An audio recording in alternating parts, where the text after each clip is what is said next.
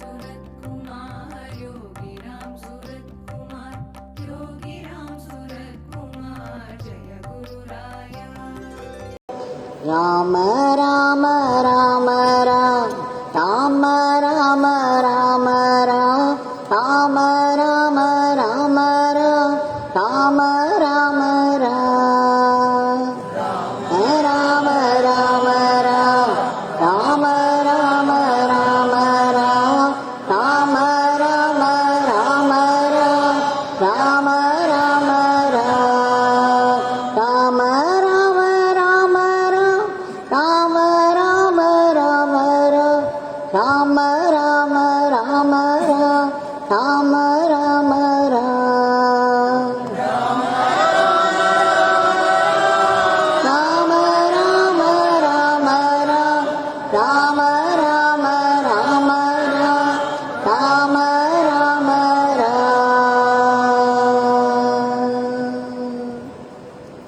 Bhagwan Yogi Ramsuratkumar ki jai.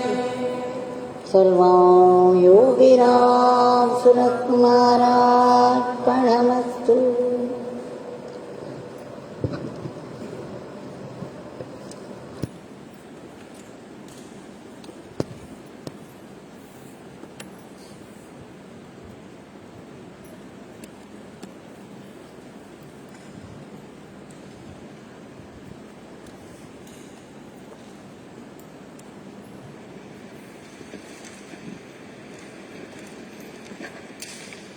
With our grateful pranams, we have offered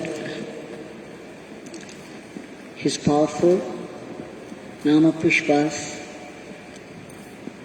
at his lotus feet. And before we offer our prayers to him, we shall continue to go through one or two incidents which would further explain the word clarity.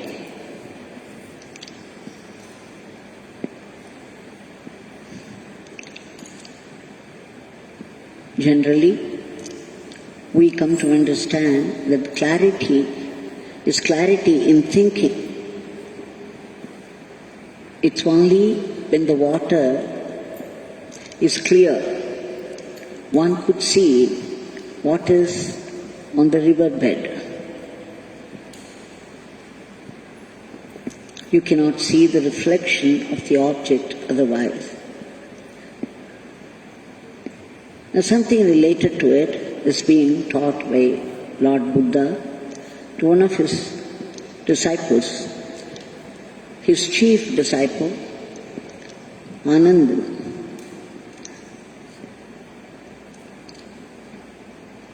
Once, Sri Buddha was walking along with his disciples. They were walking through village after village after village. At one point, Lord Buddha sat down, felt very thirsty, or said so. He called his chief disciple.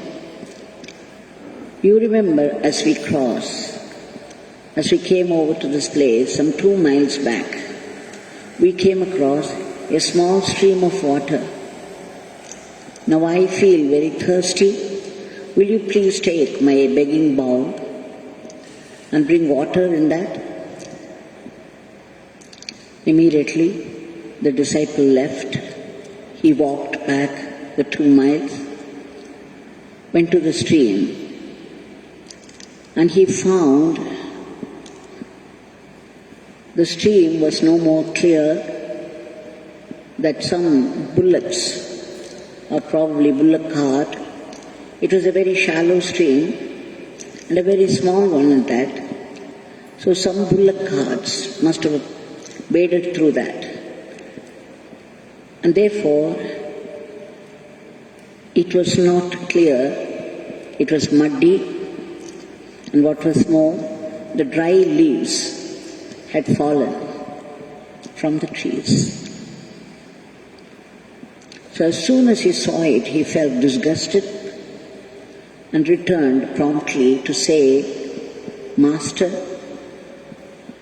the water is not clear, not worthy of your drinking.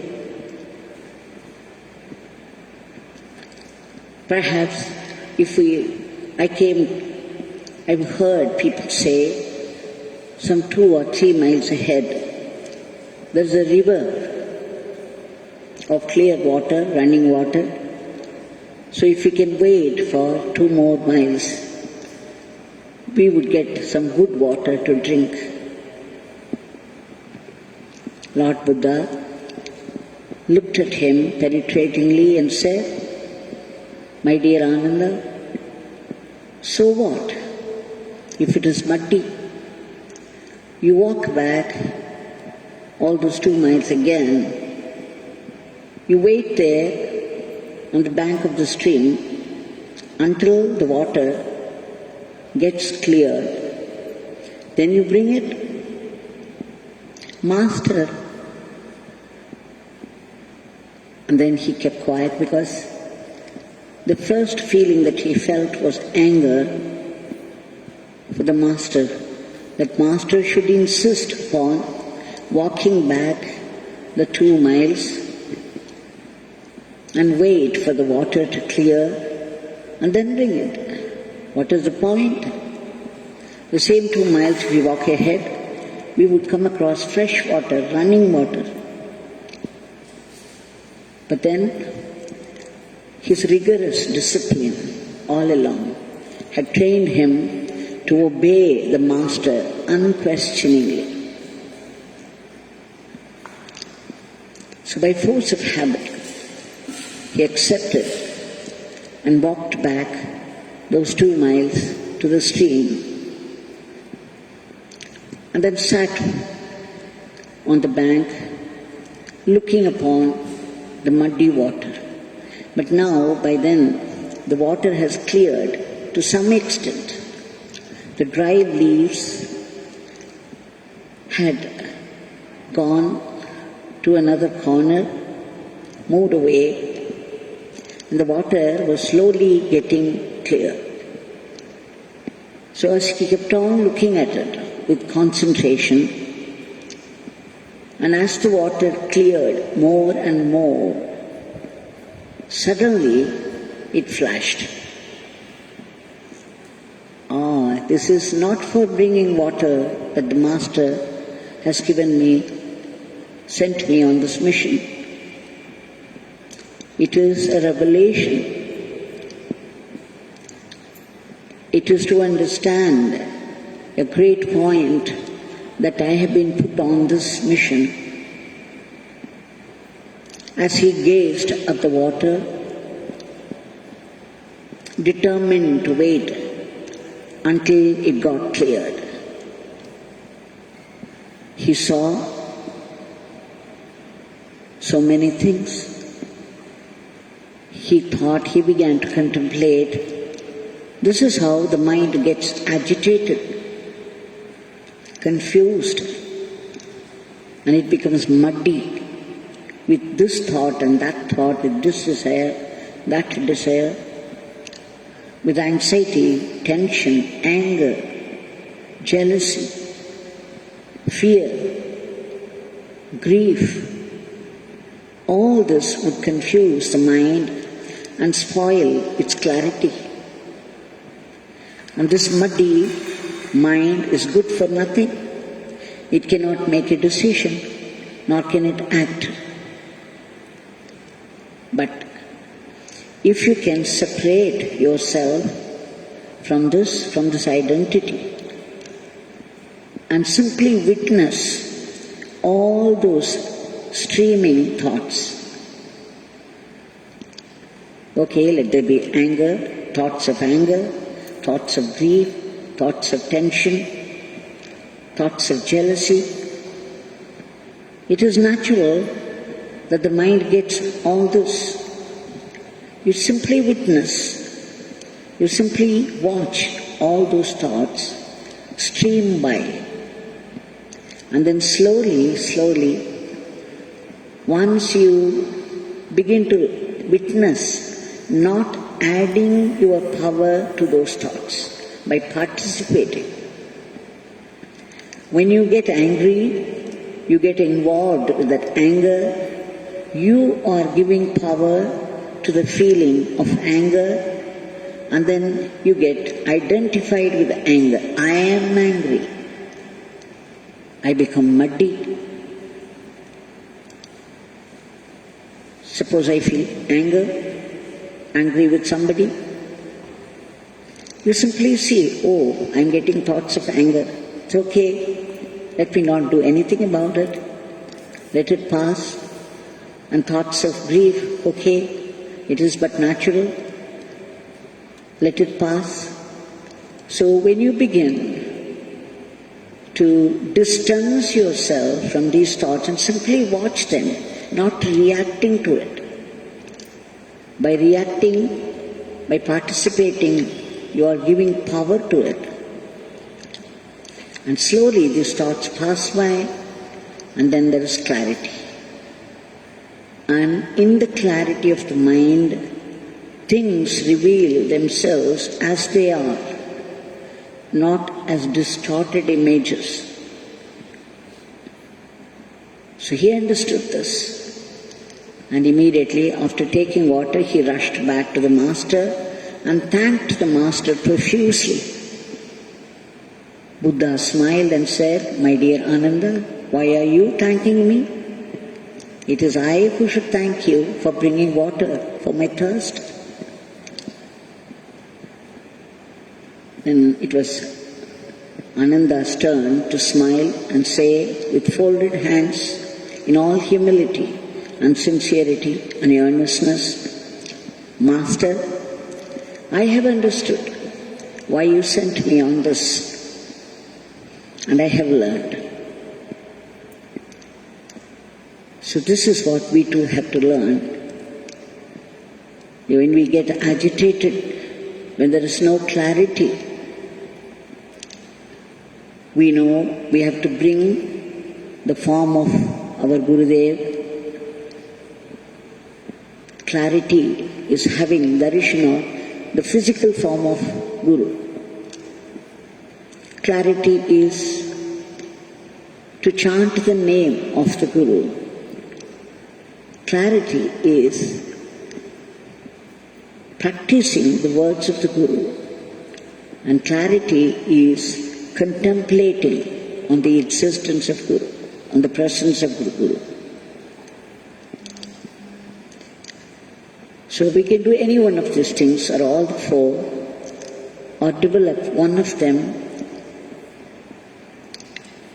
and it would lead to clarity. As he said, when you see the physical form, you are immediately in the presence of the Guru physically, and that is bound to make a difference to our mind. You begin to understand that this state of the Guru is possible, that God is the goal. And then slowly these thoughts take root, and the clarity develops. And then you begin to chant His name. We all know by now how the chanting of Bhagwan's Nama helps in all our daily life activities and in the crisis,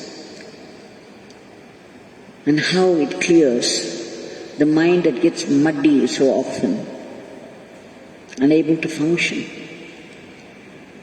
And of course, Bhagwan's main teaching is, as we saw yesterday, chanting the name is prayer, chanting the name is surrender, chanting the name is samadhi. You don't have to pray separately when you keep on chanting. You don't have to practice surrender when you start chanting the name, because as we go on chanting the name, the power of the name will begin to consume all that is unwanted in us, like fire, and burn it out. And then what remains is the revelation of the truth. And so with surrender, so with samadhi. In samadhi it is completely cleared water where the Supreme Presence reveals itself inside. Now there is just one more incident that I came across today after begging Bhagwan for today's Bhiksha. This was about a lady by name Kavita Satish Babu from Chennai. She Venugopal of Tiruvannamalai. He came across her some 2 years back. And then she said, "Brother, I have something to tell you about the glory of His grace." She said she came to know Bhagwan 2 years before when she read Sri Balakumaran's book, The Guru. And after that she started to chant the name. She started to depend upon Bhagwan for everything. And one day, her 4-year-old child, the little boy, fell sick, and that too in the night. In the late night, the boy began to vomit. And he kept on vomiting, became very tired. And she did not know what to do. He was only 4 years, and it was late night. She was alone with the boy, and she didn't know how to find a doctor at that time. No doctor would come forward. And she had to find an auto to take him alone, and again that could spell more trouble for her. So thinking about it all, she was terrified, and suddenly she remembered the name Yogi Ramsuratkumar. She was always chanting, but the way naturally the mind thinks is to go to the doctor. Now she comes to, because of chanting the name, remembering the Guru and chanting his name, gave her certain clarity. And in the clarity of the mind, it flashed. The only thing that she could do in this late night was collect some water, a little water in a vessel. She held the tumbler, the glass of water in her hand, and kept praying to Bhagwan while chanting the name Yogi Ramsuratkumar. She said, "Bhagwan, let this water be infused with the Shakti of your mantra. Bhagwan, let this be the medicine for my son.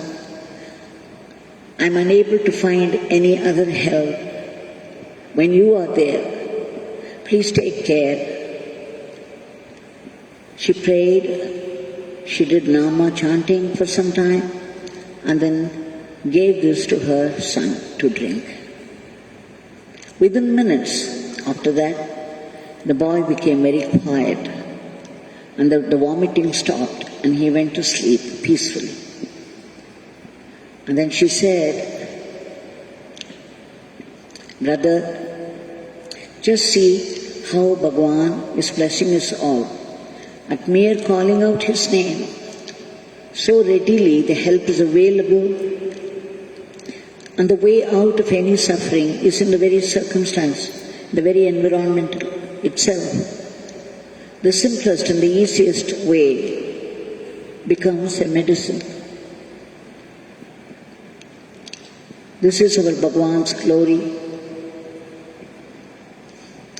That this thought should occur to me at all, to take some water and do japa and give it to him, is His grace.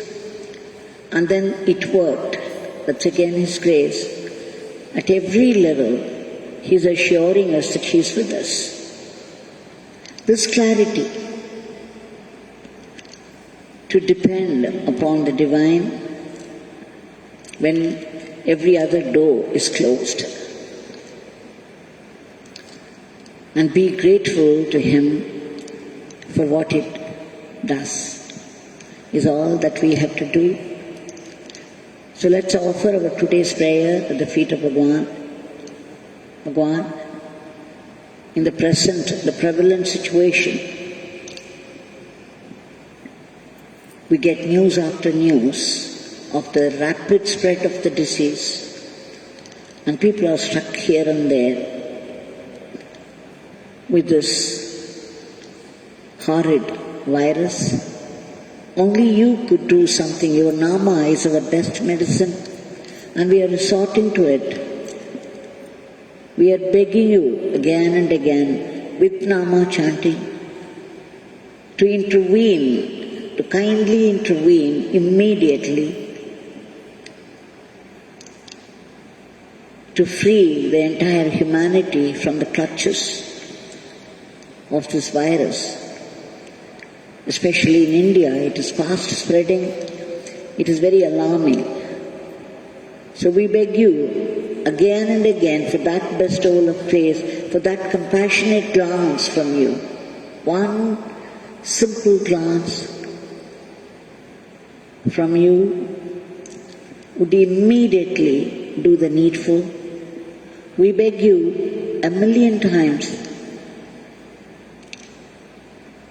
to intervene immediately and finish this once for all and bring back normalcy to the world in every aspect of life. Bhagwan, kindly uproot all those negative thoughts from the mind, especially the panic.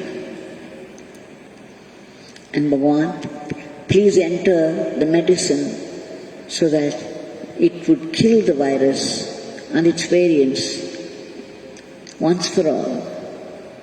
And all those people have been afflicted with this. They do not find rooms in the hospitals for treatment.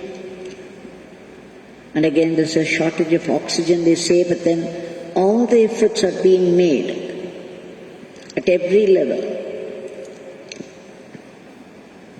to meet the need of the hour. And it's all your grace again. And we beg you again and again and again to reach out all those people with immediate treatment. And please give them speedy recovery. And all those people who work hard, labor day and night at the very risk of their lives in order to save other lives, please give them protection. We beg you for a lift to economy, and above all, for clarity of the mind, by visualizing your form, by chanting your name, by remembering the leelas and practicing whatever teaching that we could possibly practice,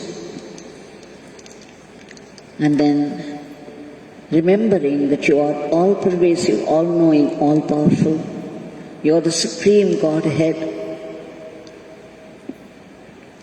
By your grace, we should be able to see the truths as they are. As you say, everything happens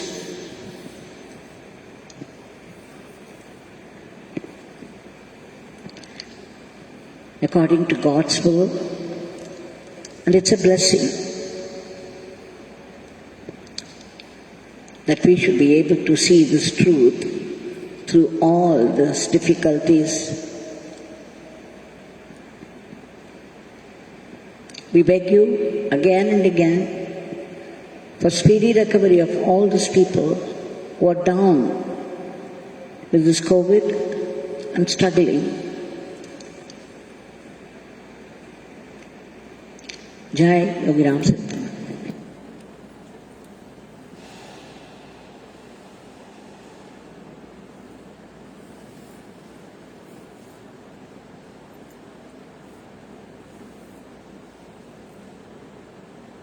Yogi Ramsuratkumar